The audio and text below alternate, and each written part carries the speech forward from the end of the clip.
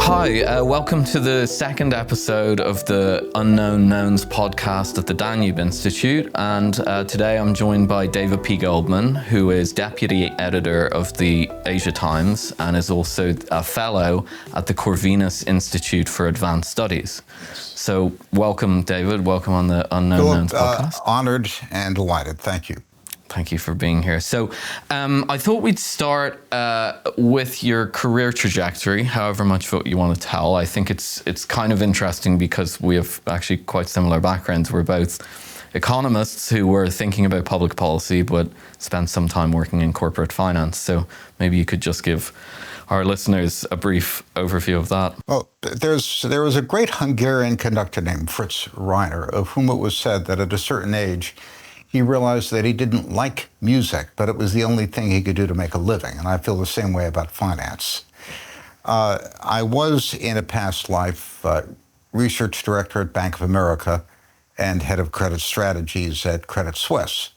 So I certainly saw, well, not just the inside, but the underside of Wall Street in and around the 2008 crisis, and became sufficiently disillusioned with the industry not to want to be there anymore to the extent I could avoid it.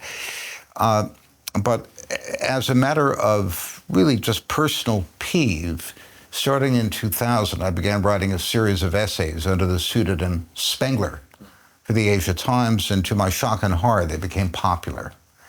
So I began getting involved in public policy because I was deeply alarmed at the slow motion suicide of the West, our cultural decline, our demographic decline, all the things, in fact, which Hungary's ruling party and its Prime Minister Viktor Orban have addressed so eloquently. And part of the reason that I'm here in Budapest as a fellow at Corvinus Institute is because, first of all, I deeply sympathize with what the Hungarian government is trying to do. And secondly, some people in the government got interested in my writings and invited me here. Very nice. Just very briefly, I'd be interested to know, you left around 2008, am I correct on the year? What do you think of the finance sector since then? Well, I think it's been pretty boring, in fact. That's my impression too. Back in the 2000s, at Bank of America, our then President Ken Lewis would tell us, here is your return on equity target. Your division's going to make 18% return on equity. Don't tell me how you're going to do it because I won't understand it. But if you can't do it, I'll find someone who can. So the executive suite, the C-suite at the investment bank used to be called the departure lounge for that reason. It kept firing people. And of course, what we did was to apply insane and perilous amounts of leverage to assets which couldn't bear it by hoodwinking the regulators and bribing the rating agencies, which turned the bank into a conspiracy of 400 managing directors, each trying to cheat each other as well as the shareholders. So when I forced them to let me out and give me my stock, it was at $46 a share. To no one's surprise, in 2008, it fell to $3 a share and still hasn't come back to where I sold it. So since then, finance has been a heavily regulated, heavily restricted, and not particularly exciting business to be in, unless, of course, you're in a particular niche, say IPOs for tech companies, which are doing particularly well, and all the money and the smart people have migrated to tech. Yeah, that was my impression too. I think the sector is kind of dead. One of my friends who used to work for Goldman Sachs said when I was in finance that we were just overpaid civil servants implementing regulations handed down by the federal government. I thought that was kind of apropos. Well, we were talking before we started recording about the developments in Ukraine. Obviously, the Trump administration's pushing for a peace deal there. It's having mixed results, I'd say. But you have some thoughts on this. Well, it's very difficult to get a peace deal for two reasons. The Russians clearly have the advantage. How great an advantage it is can be debated, but they certainly are making progress and the Ukrainians are strained for resources and being pushed back. Their Kursk salient has pretty much been wiped out, and they're short of men, short of pretty much everything.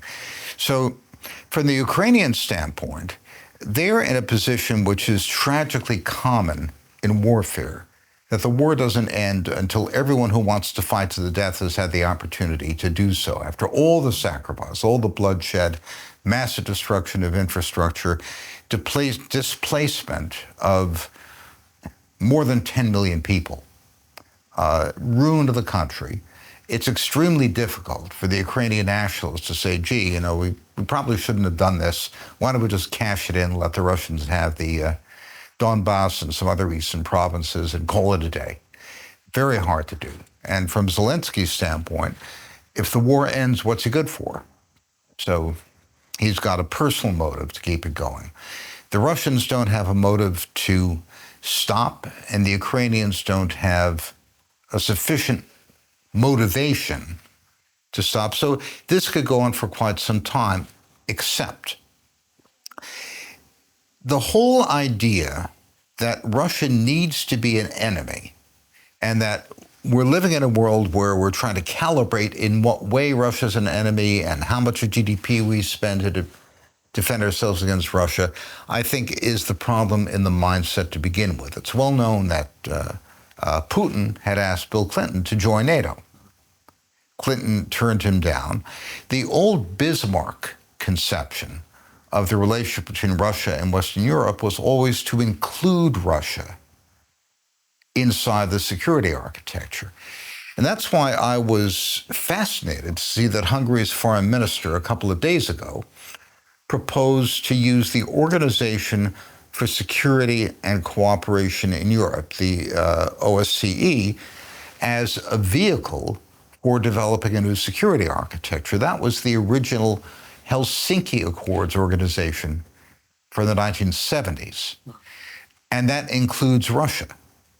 So the prospect of including Russia in a security architecture where they see themselves as part of the solution and not part of the problem,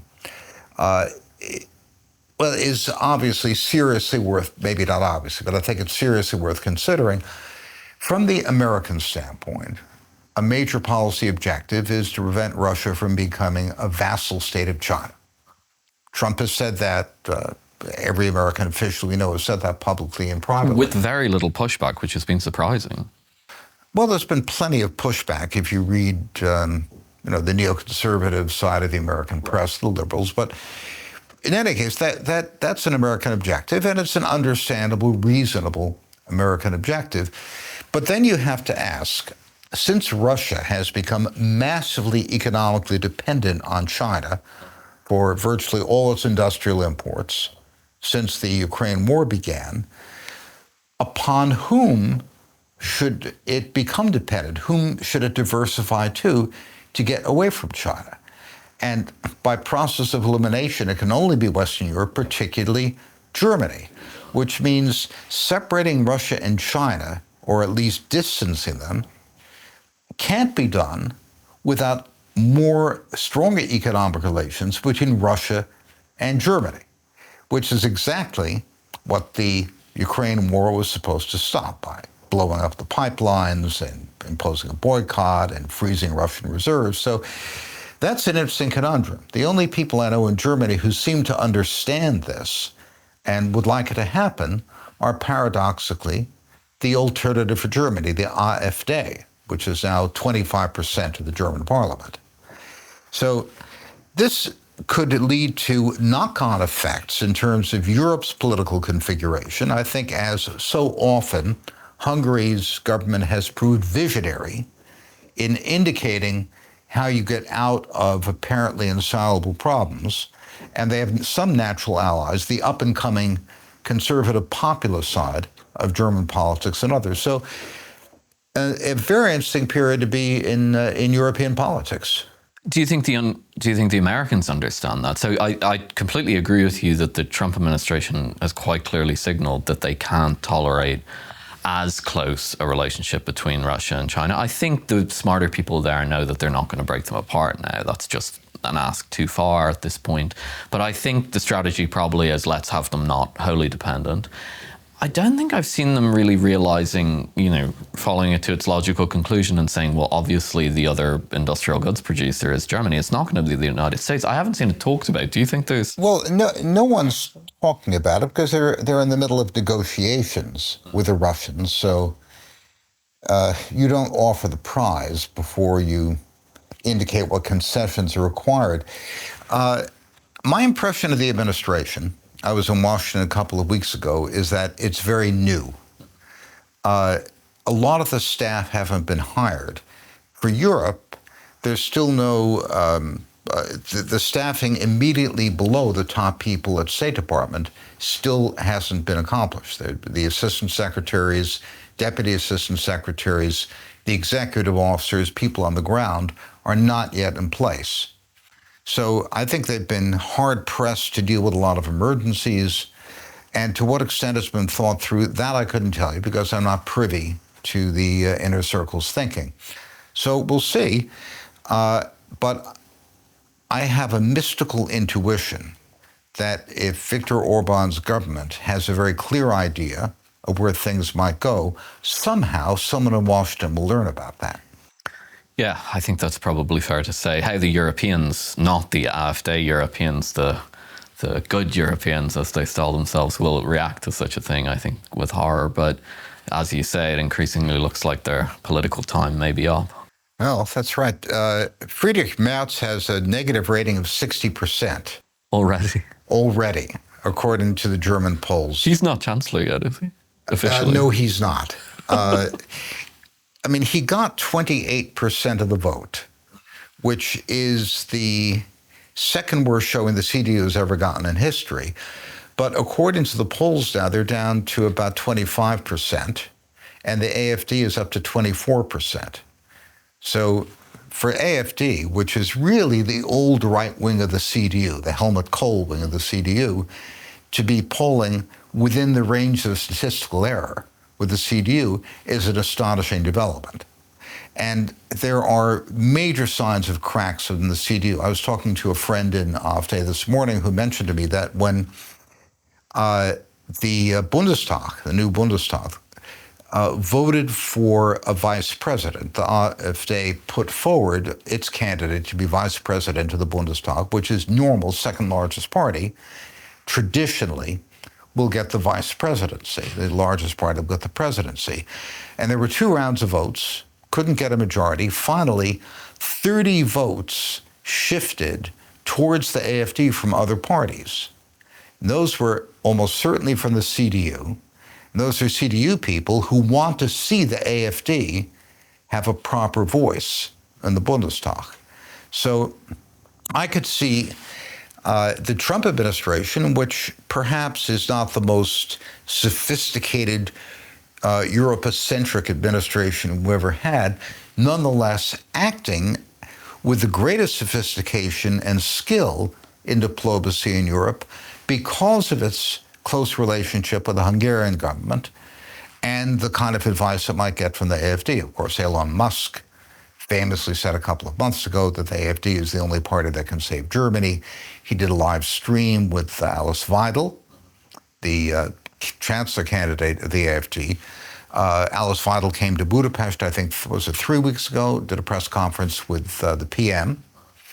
So, I don't know what's going to happen. And as I said, I'm not privy to the thinking of the inner circle. But I could certainly see, based on the relationships we know about that are visible, a very beneficial confluence of interests and philosophical view of the world that could lead to good results. So there's at least some reason to be optimistic. I didn't really want to go as much into Europe, but I'm kind of tempted to ask you now. So Merz has put this big spending package on the table. I think it's 500 billion is the latest number. 100 billion apparently is going to go to effectively buy off local politicians. I think that'll actually be some of the better spent money because they might get some roads out of it. 100 billion is going into some sort of green fund to buy off the Green Party. And the rest is nominally going to military, although a German analyst I spoke to recently pointed out to me that what they're probably going to do is build lots of things and make them dual purpose. And it feels a little bit like the Inflation Reduction Act of the Biden administration, very poorly defined. Indeed. A lot of money on the table. I mean, what I wanted to ask you about, I guess, from a political economy point of view is, look, the Germans kind of pride themselves on not doing stupid things with money. What impact do you think this is going to have? This could be extremely dangerous, Philip. One of the reasons the Germans have had such low real borrowing costs, at least since the resolution of the European financial crisis of the early 2010s, is because people trust them. So people would accept negative interest rates on German inflation-linked bonds and still much lower interest rates because they trust the Germans to be fiscally prudent. Now, when the Ukraine war started, the differential between the yield on American inflation-linked bonds and the German inflation-linked bonds, before that it was about 2 percentage points. It shrank to about 1 percentage point. The Germans presently have a government debt to GDP ratio of 65% versus our 130%. But the Merz plan will take them up to, figure he's going to spend $1 trillion all and take them up to about 90%. So the danger is they get into a vicious cycle where the extremely generous borrowing terms they've gotten from the market based on confidence in their fiscal prudence begins to get wobbly, and they start to have to pay more for debt. So their debt service begins to become a problem, as it is in the United States or in Italy or other countries with very, very large government debt, and they get into a vicious cycle. Especially if the spending generates inflation. Absolutely. This could be a very, if this proceeds in the linear direction that Merz has taken it, you could get very bad consequences for Germany. And I think the AfD is deeply aware of this. They began, after all, as an anti-Euro fiscal conservative party. They were really a Tea Party economic movement long before the immigration issue reared its ugly head. And they were opposed to much of the euro-level borrowing during the crisis and so on. Exactly. They're still opposed to euro-level borrowing. So I think, remember, Merz during the campaign swore up and down that he would never get rid of the so-called debt brake, the constitutional limit on indebtedness. And the moment he got into office, he turned around 180 degrees and arranged to summon the old parliament back, the one that the voters had turned out, in order to pass a constitutional amendment to get rid of the debt limit before convening the new parliament. So this was this is viewed as a betrayal. And when I say he has 60% negative numbers, that's the main reason for it, because he lied. And people speak of, you see headlines, Merz Verrat, Merz treason, all over the German media. So it's not clear he'll have the political power to do it. It's not clear that he'll be able to put together a coalition that works at all.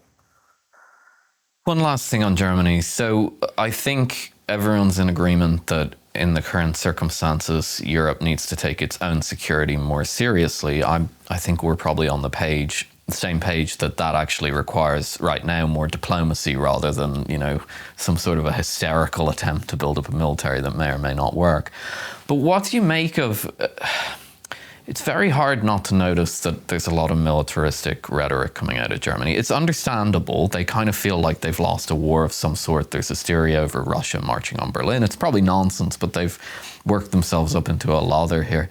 But Germany did not speak in militaristic terms at any point since 1945. We sort of know why that is. I'm not saying that the Fourth Reich is going to emerge, but what do you make of the return to militaristic rhetoric? It's kind of shocking to me.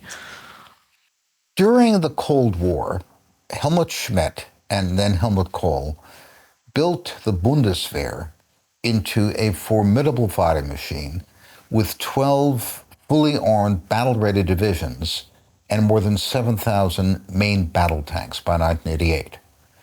By the late 1980s, it probably could have stopped the Soviet advance. It was one of the best armies in the world. So the Germans certainly remilitarized when there was a visible Soviet threat. At the moment, the Bundeswehr has not a single battle-ready division. And if they have 300 operational tanks, I'd be surprised. Many are in Ukraine, I think. Net of what they've got in Ukraine. They can't recruit soldiers. They have no officer corps. The average age of officers is somewhere in the mid-40s, which means they're all within a few years of retirement. They have no non-commissioned officer corps left, and they can't get it. And they've got no military industry.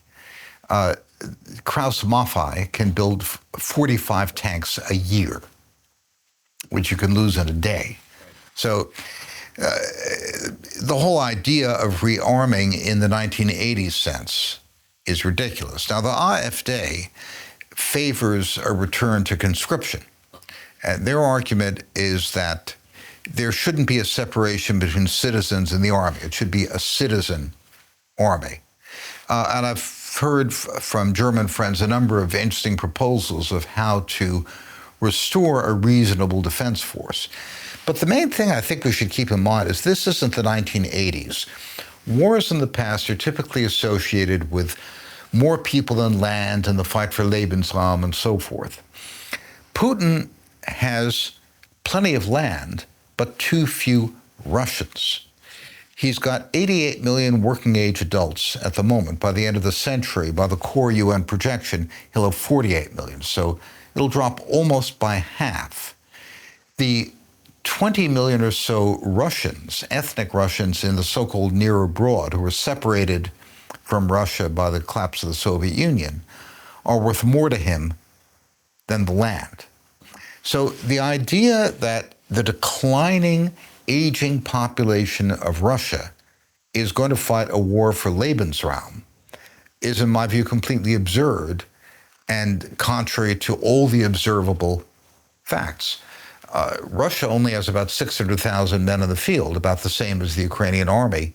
Why didn't Putin mobilize the Russian army? He could have raised 1.5 million soldiers under existing law. Well, there's obviously pushback against that. The Russians are willing to follow orders. They always have been, but a big war is not something that people would like.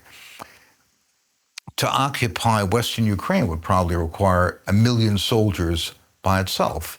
And if Putin couldn't get them to fight his so-called special military operation, why should we think he'd try to raise that army to occupy Western Ukraine, let alone Poland, let alone Germany or anything else? So I think the idea of a security architecture where Russia is in the tent spitting out, so to speak, as opposed to outside spitting in, is a fascinating idea to explore. And again, that's why I was so interested to see the Hungarian proposal to put more emphasis on the Organization for Security Cooperation in Europe, which of course includes Russia as a member. Okay, well, let's move on to a topic that you've become quite well known for, because unlike some other American conservatives, you are very interested in China, but you don't take some of the standard conservative party line, whether that be neoconservative or kind of MAGA. I think you have a pretty unique take on China. So I suppose, first of all, I'd ask, what got you interested in China? I have a sneaking suspicion it has to do with your job at the Asia Times. Well, the job at the Asia Times came later. I ran a global research organization, so I went to China occasionally, and I had research groups reporting to me. So, I mean, everyone was fascinated by the rise in China. This was in the 2000s? This is starting in the late 1990s into the 2000s. So I followed China reasonably closely. But then after I had decided that out of the finance business forever, some friends of mine started a boutique investment bank in Hong Kong called Reorient Group. And they asked me to come over and develop a profile of the Chinese economy as a client presentation. So I spent a couple of months doing this. What I saw knocked me sideways. The Deng Xiaoping economy, which had made China a big industrial power, simply meant taking farmers and turning them into semi-skilled industrial workers. So they moved, 600 million people from countryside to city, largest migration in history. And their GDP per capita rose from 1960 to last year 50-fold, which is pretty astonishing. But then it was already clear, Xi Jinping had just come into power, that China intended to be the world's high-tech superpower as well, and the dominant trader and development agent in the global south. That was the Belt and Road Initiative that had just been announced, the Made in China proposals. And we were at Reorient Group doing IPOs for tech companies on the mainland. And you had PhDs coming from Duke University and Harvard and MIT who were starting companies, brilliant people. And I met the guys from Huawei who had a plan for digital development of 100 countries, well worked out. They did this with malice. What year was this? This is 2013, 2014. This is a dozen years ago.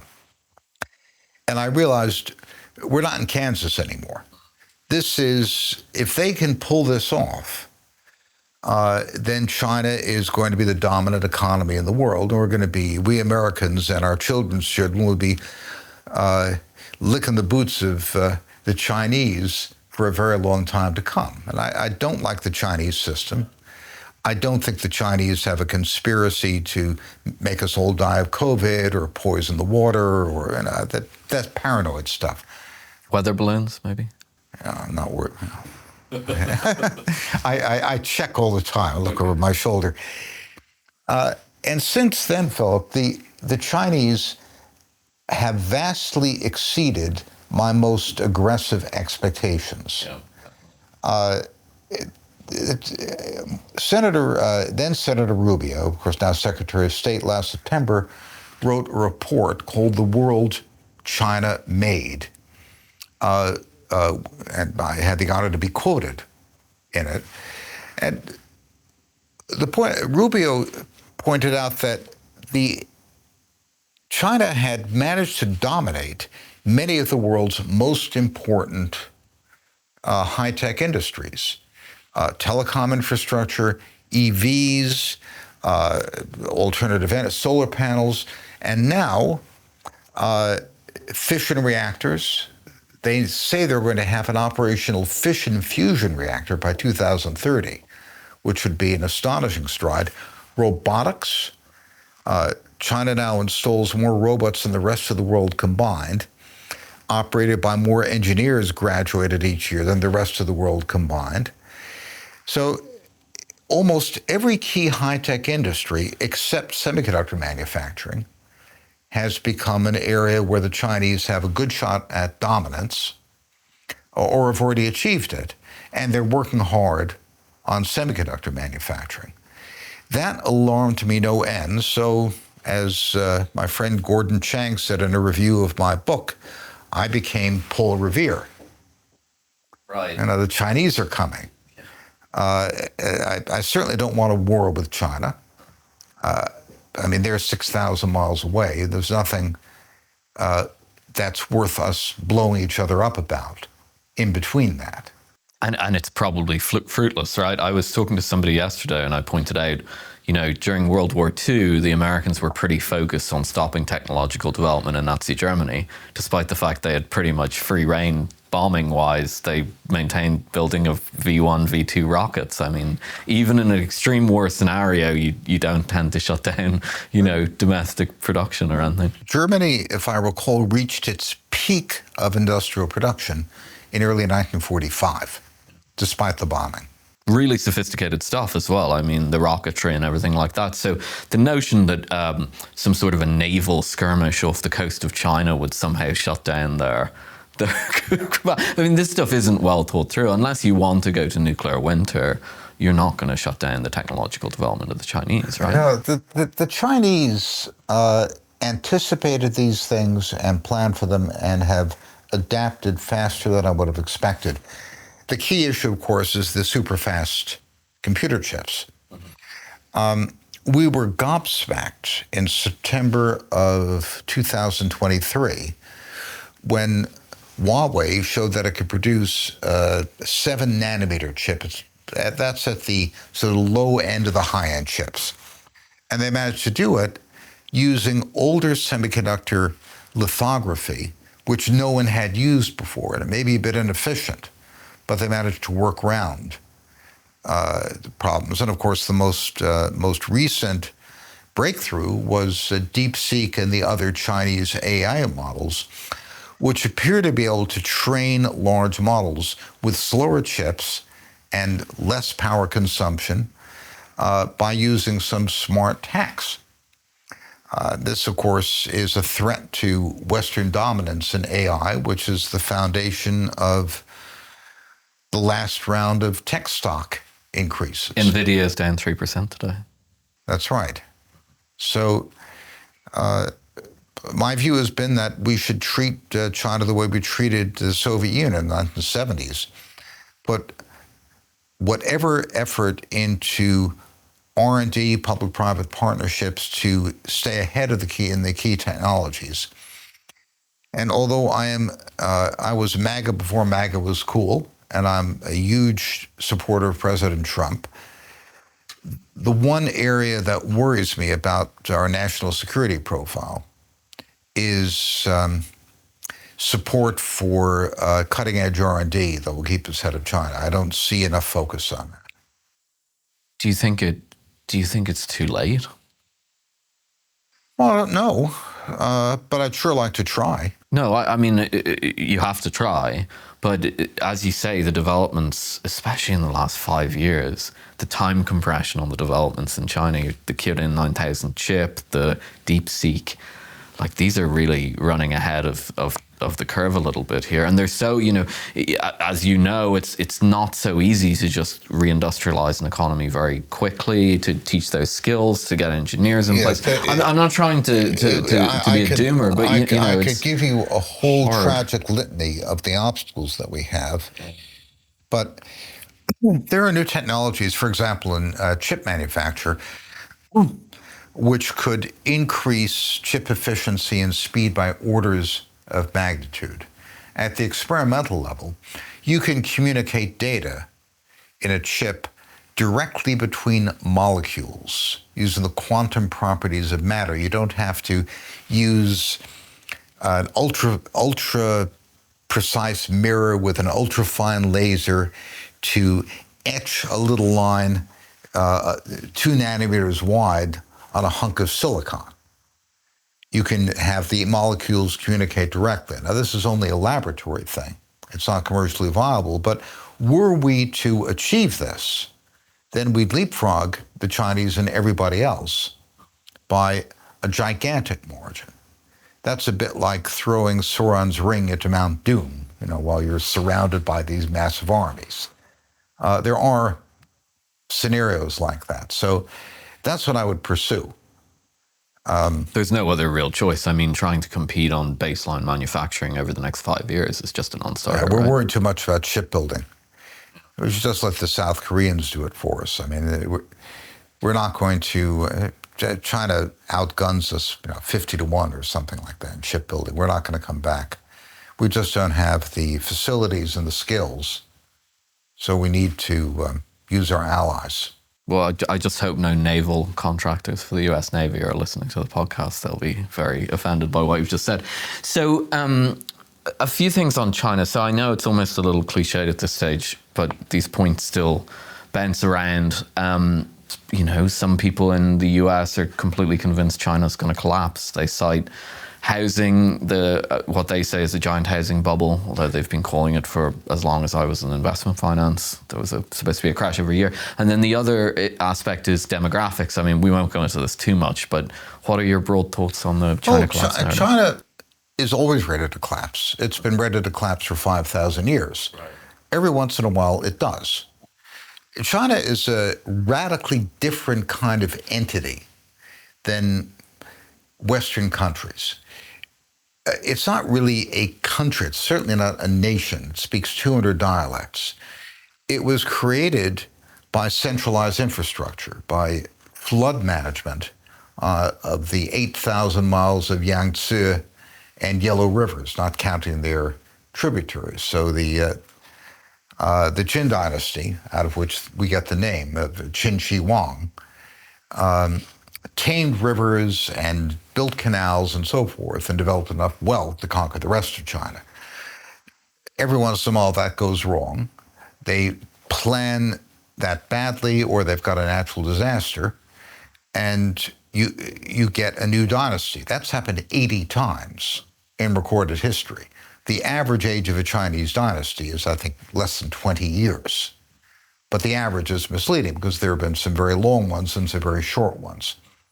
So certainly, if Xi Jinping and his colleagues got this wrong, because so much of China depends on a massive amount of public resources, if they're misallocated, absolutely could blow up.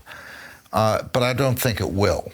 The real estate crisis was inevitable. If you move 600 million people from countryside to city, you're building the equivalent of every European city from scratch in a bit over one generation. And Westerners are being showed pictures of empty apartment buildings, and they don't seem to conceive of the population movements that we're dealing with here. Well, even an error rate of 5% would give you, 30 million empty apartments. Of course. So, and then they'll just fill them up in a couple other years.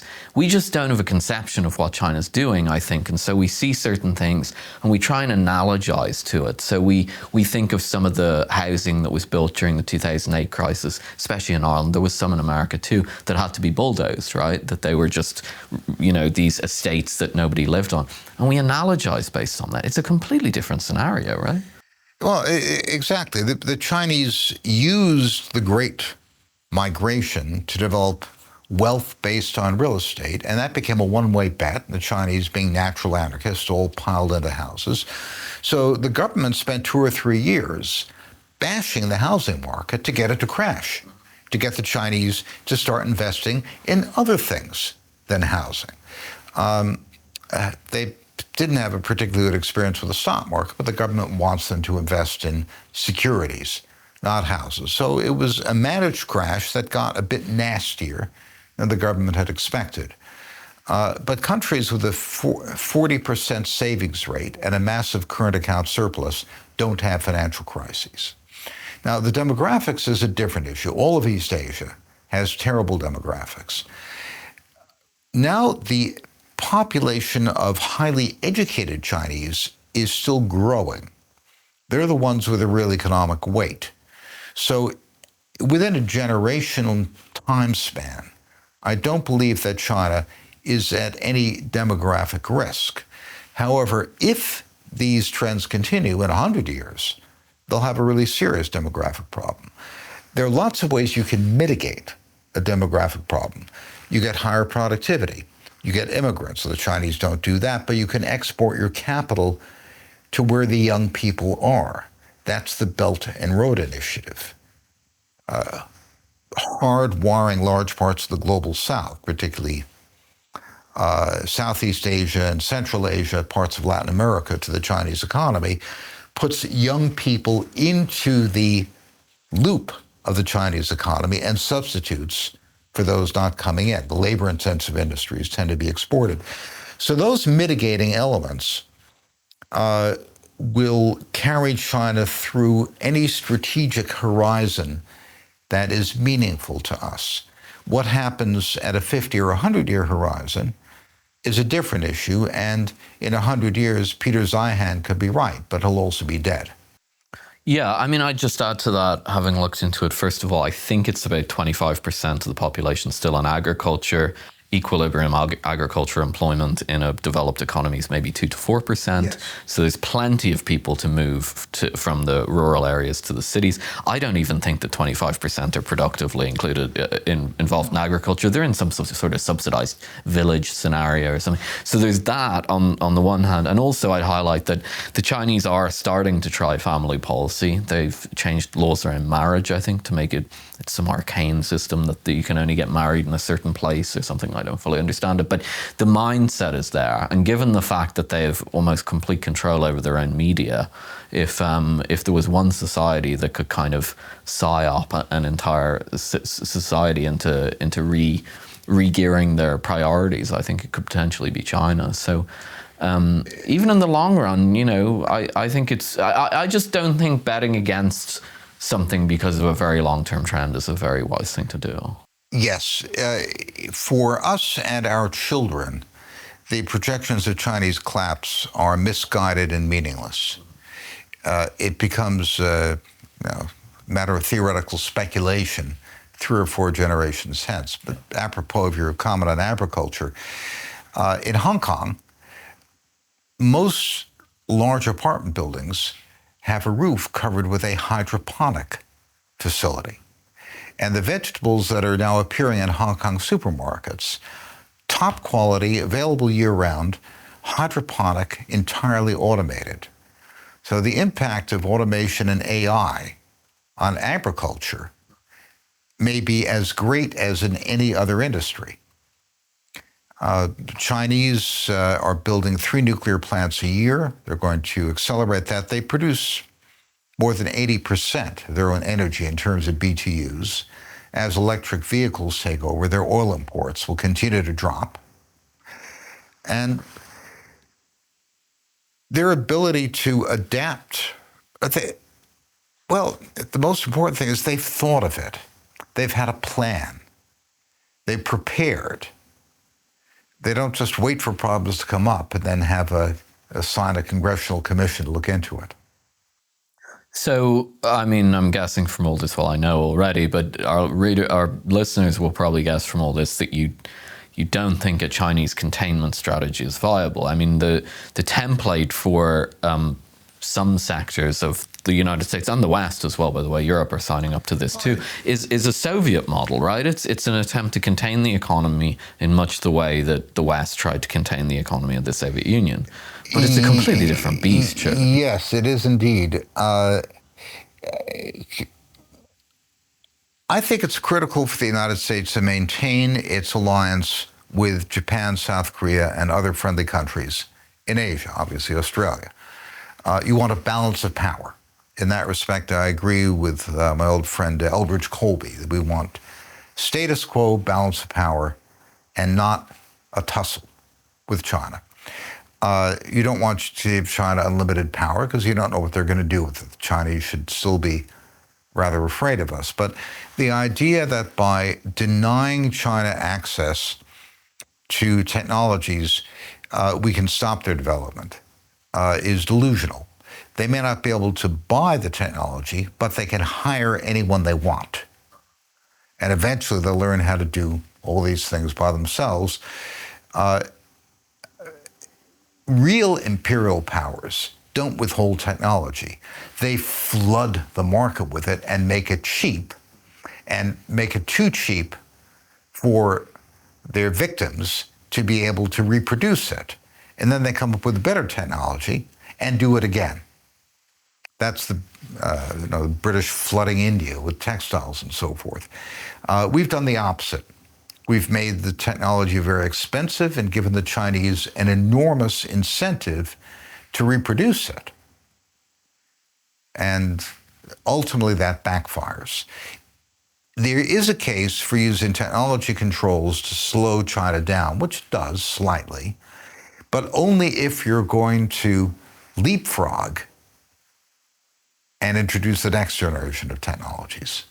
Yeah, I sometimes worry that because we get the negative aspect of the policy, which I'm open-minded about it, but you can actually make a case that you shouldn't do the negative side of the policy at all. But at best, it's only one side of the policy, and we don't get the positive side. It feels to me like it's because loads of these policymakers, especially in DC, are lawyers, and all they know really how to do is write a law. It's very easy to write a law restricting technology and so on.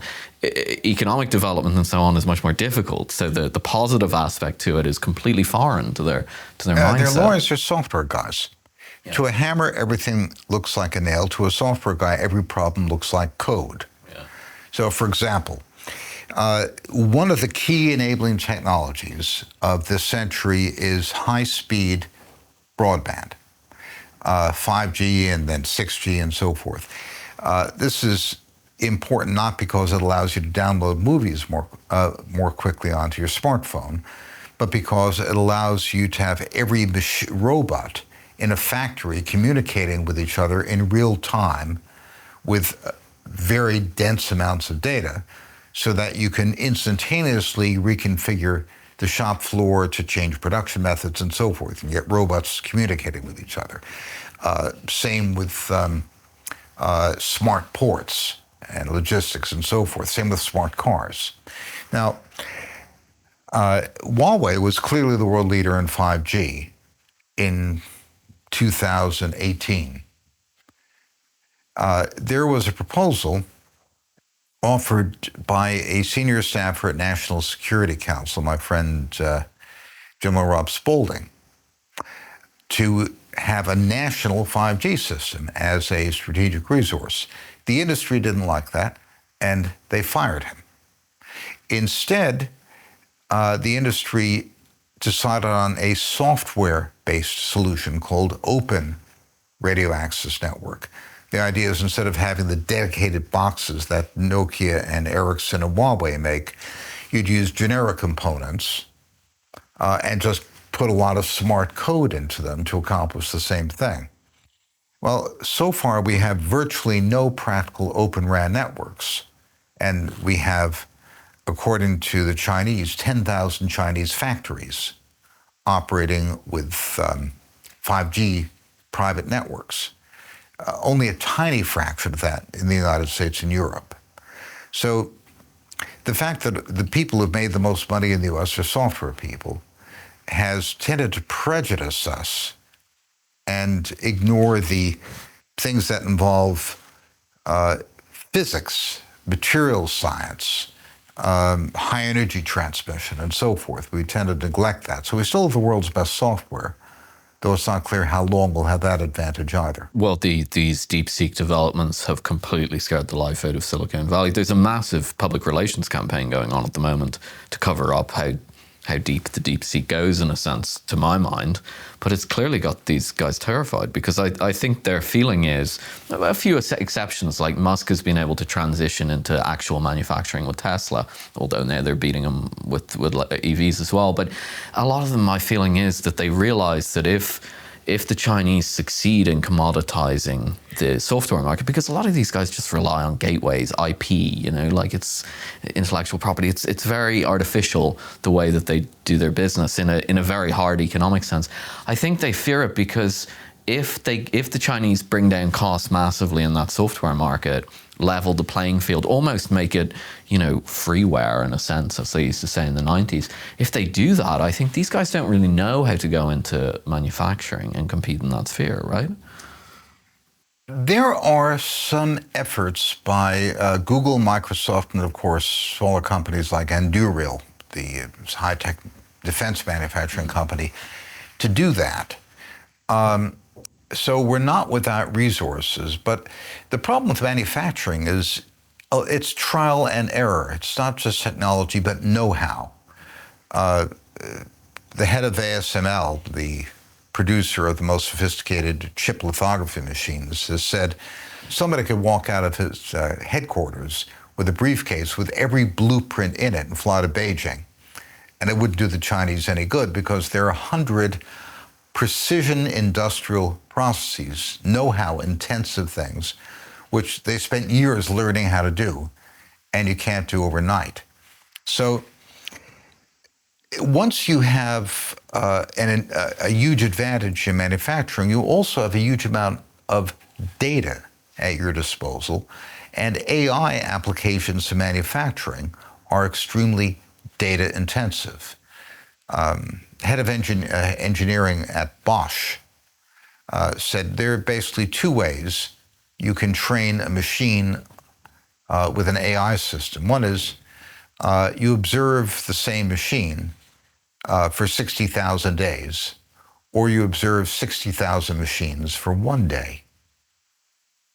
And that gives you the kind of advantage that you have in AI. So there is a critical mass that China's building up, which is, in terms of AI, extremely hard to catch up with. Now, what should we do? Well, Trump had a good idea. Don't let the Chinese sell EVs in America, but encourage them to build plants in America, employ Americans, and sell EVs to Americans. So, and maybe partner with Tesla or something. Whatever they do, that's up to Tesla, I suppose. Basically, it's conceding that we should draw on Chinese manufacturing technology. I think we should do that under secure conditions. I would really want us to be making the chips for that. But I think we will end up in a cooperative mode with the Chinese at arm's length, with supping with a long spoon, so to speak. But we will rely on some Chinese industrial technology because it's better than ours in some cases, so we'll end up using it.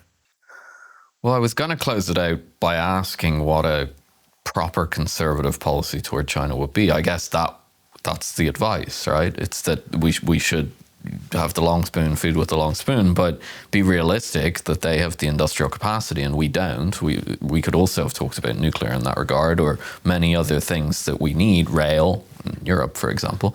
So work with them. I mean, that's what the Hungarian government is doing in effect with the BYD factory and the high-speed rail and so on. America has produced, until the great emigration of scientists during World War II, very little, by the way, of basic science. Edison was basic science, not Edison inventions. Edison was a notorious technology thief. Mm-hmm. He stole the light bulb from a British physicist named Joseph Swan and had to pay him a massive settlement, give him a chunk of his company. And he stole something from Tesla, did he? He fought Tesla. Tesla proposed alternating current, and Edison wanted direct current. And then Tesla had the right idea, and eventually Edison stole it from him. So Edison was a tough character. I've some very high proportion of AI researchers in the United States, maybe 40%, were trained in China. And we have stupidly discouraged Chinese from coming to the United States by making life very difficult for them and being overly concerned on security matters. America we're a one-trick pony. We're good at one thing, absorbing immigrants. We've never been particularly good at anything else. There was a bunch of Nazi rocket scientists who got us into space where the locals couldn't do it. So I think a conservative policy should be to exploit America's one great advantage and strip China of the best of its talent by getting its smartest people to the United States and putting the resources in to maintain a scientific and technological edge, which will leave China behind us. But it's getting late in the day for us to do that because the Chinese are not stupid and they're putting massive resources into R&D as well. That's what worries me the most. And we had this red note phenomenon, I'm not sure where you saw it, where they're actually advertising as much to Chinese people, I think, as to Westerners, how you can actually have a pretty good life in a city in China now, maybe even a better life working for a technology company than the West, or at least comparable, and so they're competing on that. And at a certain point, the draw of Coca-Cola and blue jeans isn't going to work anymore, right? Well, when you're a Chinese American, and your kid needs several hundred additional incremental points on the Scholastic Aptitude Test to get into a decent college relative to a diversity candidate, and China's a pure meritocracy, you can understand why we're losing a lot of people we should want to keep. Indeed. Well, David, I think that's the end of the hour or so. So thank you so much for coming on the podcast. Philip. It's been fantastic. It's been very enlightening for me. I'd say it's been very enlightening for our listeners. So thank you for coming on.